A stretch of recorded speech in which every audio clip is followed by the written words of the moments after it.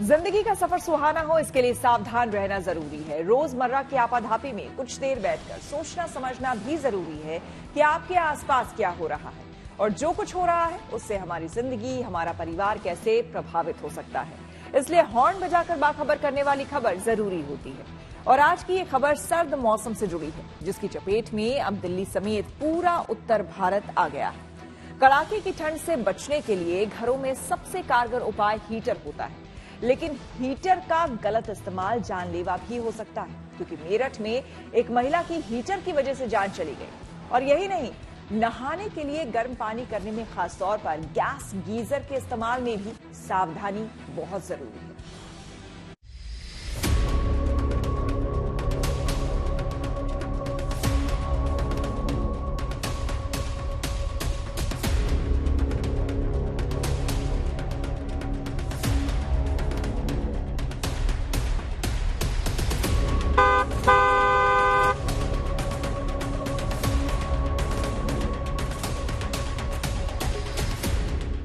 पहाड़ों पर हुई बर्फबारी के बाद सर्द हवाओं ने मैदानों का रुख किया तो ठंड के तेवर के आगे सूरज की तपिश फीकी पड़ने लगी। राजधानी दिल्ली और आसपास के इलाकों में अब हवा में ठंड का एहसास बढ़ने लगा है। दिन की शुरुआत ही ठिठुरन के साथ हो रही है। दोपहर के वक्त सूरज के दर्शन तो हो रहे हैं, मगर सर्द हवाओं की वजह से धूप की गर्मी महसूस नहीं हो पा रही।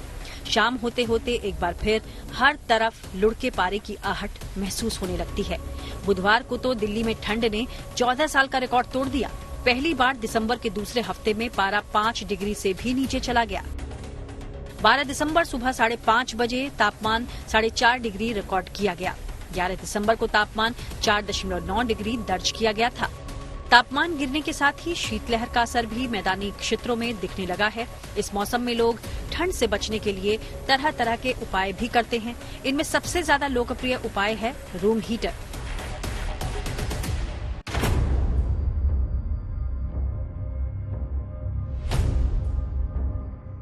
सर्दियों का मौसम आते ही बाजारों में तरह तरह के रूम हीटर सज जाते हैं। घर को गर्म रखने के लिए इनका इस्तेमाल खूब होता है, लेकिन अगर एहतियात न बरता जाए तो कई बार ये रूम हीटर बेहद घातक भी साबित होते हैं।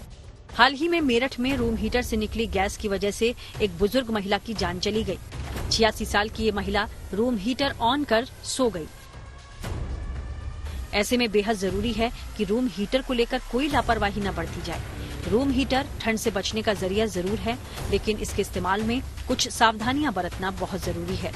सबसे पहले ये जानना जरूरी है कि आखिर रूम हीटर खतरनाक क्यों हो जाता है।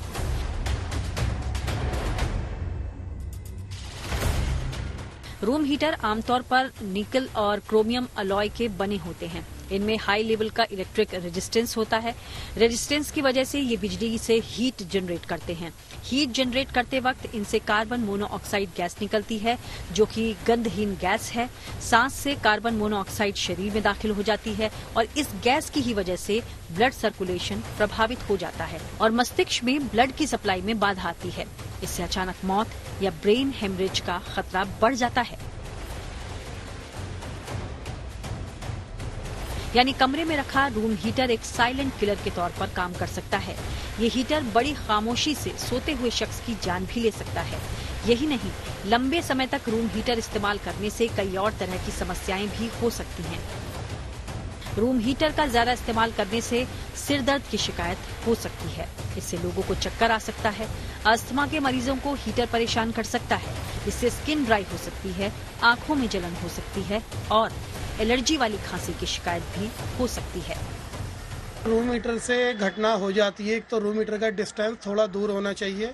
वो किसी भी लकड़ी के ऊपर नहीं रखा होना चाहिए। लकड़ी का स्टूल हो, लकड़ी की कोई भी चीज़ हो, क्योंकि उसमें आग लगने के चांस इसी वजह से ज़्यादा होते हैं।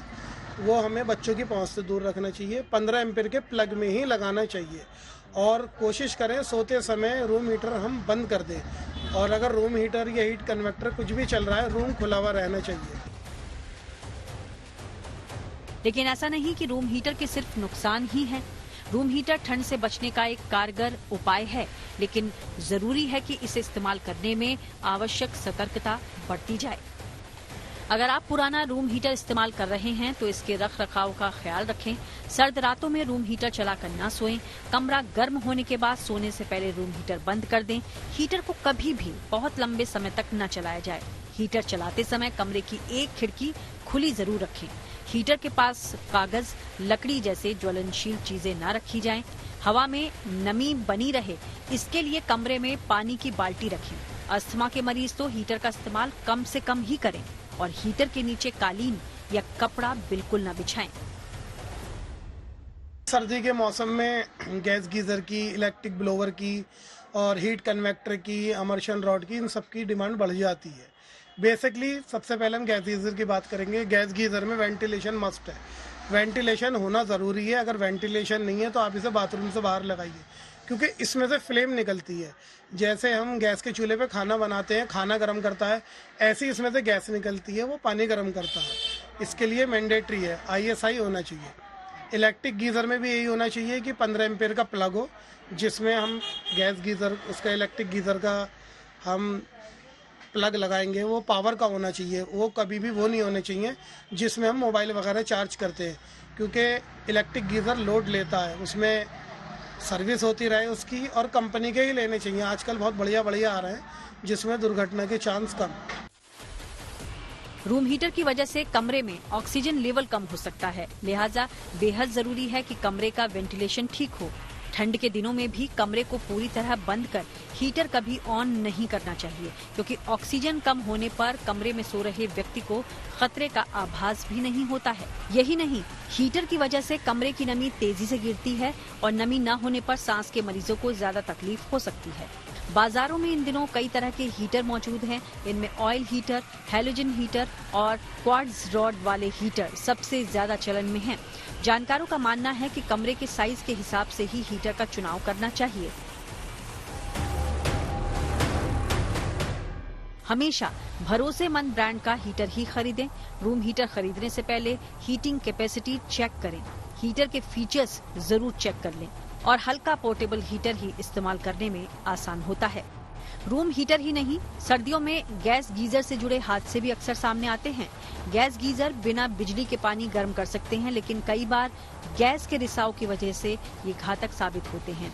गैस गीजर से भी कार्बन मोनोऑक्साइड गैस ही निकलती है, जो छोटे बाथरूम में घुटन पैदा कर सकती है। जानकार बताते हैं कि गैस गीजर लगवाने में भी कुछ सावधानियां बरतनी चाहिए। गैस गीजर बाथरूम में बाहर की तरफ लगाएं। गीजर बाथरूम में लगा हो तो गर्म पानी पहले ही बाल्टी में भर लें। बाथरूम में जाने के बाद गीजर को बंद कर दें। बाथरूम में एग्जॉस्ट फैन जरूर लगवाएं। बाथरूम में वेंटिलेशन का पर्याप्त इंतजाम रखें।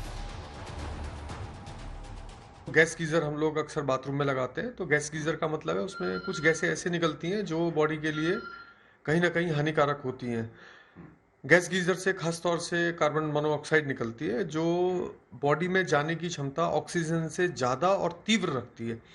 तो जो लोग गीजर को ऑन करके नहाते हैं, तो उस टाइम में क्या होता है कि ऑक्सीजन की मात्रा कम हो जाती है और कहीं ना कहीं पर कार्बन मोनोऑक्साइड जो गैस होती है वो शरीर से अंदर ज़्यादा क्षमता में चली जाती है और ये हीमोग्लोबिन के साथ अच्छी तरह से कंबाइन कर लेती है और ऑक्सीजन को डिस्प्लेस कर देती है। जब ये ऑक्सीजन को डिस्प्लेस कर देती है तो आदमी को पता नहीं चलता कि दिमाग और नसें कब निष्क्रिय हो जाती हैं। वो बैठा बैठा गिर जाएगा, खड़ा खड़ा गिर जाएगा, वो हेल्प भी नहीं मांग सकता, वो बोल भी नहीं पाता। तो इसका तो निवारण भी मैं बता देता हूँ कि नहाने से पहले गीजर चला लें और नहाने के वक्त उसको बंद कर दें, ताकि गैस उस टाइम में ना निकल रही हो। एग्जॉस्ट अच्छा होना चाहिए और तीसरी जो सबसे अच्छी बात है कि हो सके तो गीजर आपके कमरे के बाहर होना चाहिए, उसका पाइप का कनेक्शन आपके अंदर हो। ठंड के दिनों में रूम हीटर और गैस गीजर दोनों ही बड़े काम की चीजें हैं, लेकिन जरूरी हो जाता है कि इनका इस्तेमाल सही तरीके से हो। ठंड का ये मौसम अपने साथ कुछ चुनौतियां लेकर आता है, लेकिन अगर जरूरी एहतियात और थोड़ी सतर्कता बरती जाए तो इस मौसम का भरपूर आनंद भी उठाया जा सकता है।